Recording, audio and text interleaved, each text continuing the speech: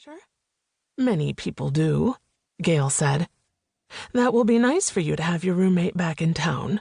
I'm sure you've missed her. The now familiar sensation of my eyes stinging returned. I blinked away the tears as I helped Gail sit up. Annie, sweetie, Gail squeezed my hand. Tell me all about it. I'm listening. I was fighting a losing battle here. Gail, if I tell you about it, will you finally let me say my piece about the dangers of high blood pressure? Gail steepled her hands and nodded seriously. I will. I sat down and rolled my chair closer to the exam table. Okay. Kelly left a few months ago, and as I'm a fairly introverted person, I didn't think it would bother me that much. But I've spent most of the past 12 weeks either working or lying on my couch watching mind-numbing television, eating by myself, doing everything by myself, and honestly, the fact that she's coming home and it means I no longer have to feel this crushing loneliness is a relief. I wiped my eyes again. Hence the tears. And that's it? Gail asked. That's it, I said, smiling at her. As much as I enjoy spending most of my time with you and my other patients, I'm just really looking forward to seeing my friend again. I grabbed a prescription pad. For the hypertension, I want to start you off on, have you heard of Man on Main Street? I dropped my pen in my lap. I could feel my own blood pressure rising. Of course. Man on Main Street was a recurring segment during the news on her station, WTS-TV. Darius is always looking for new, interesting people to interview around Chicagoland. Would you be interested in talking to him about being a concierge doctor? I'm sorry? I'd lost the conversation thread. We'd been talking about Kelly coming home, and then I was trying to get back on the high blood pressure topic, and now she wanted me to talk to her coworker about... I think it would be great, she said. Whenever I tell people about your practice, they're both confused and intrigued. I think you should let Darius do a segment on you.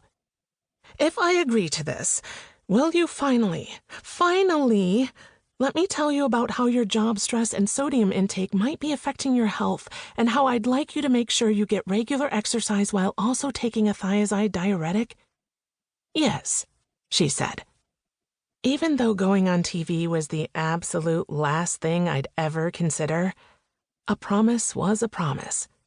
And after Kelly came home tonight, I knew everything would be okay again. Life would get back to normal, and the two of us could joke about the utter absurdity of me going on television to talk about my practice. Okay then, fine. Tell your coworker to call me about an interview.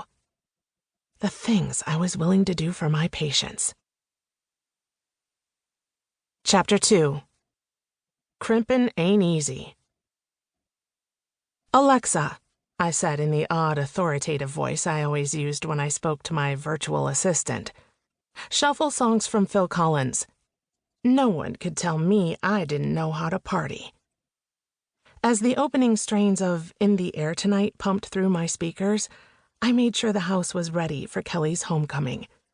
I placed a vase of daisies, her favorite, on her bedside table. I made sure the entire bottom floor of my converted 3-flat, which had served for the past 5 years as Kelly's apartment, looked clean and tidy. I shoved my recently acquired stationary bike into an empty corner and artfully draped a throw blanket over it, and I arranged the TV remotes in a little basket to look like an inviting bouquet. On the first floor, in the main part of the house, I set out guacamole that I'd purchased at Whole Foods on my way home from work and set 2 bottles of wine, white and red, on the living room coffee table next to 3 glasses and a wine opener. My phone buzzed in the pocket of my pajama pants. Yes, we were going extra casual tonight, as I surveyed my handiwork. Yessie? I said.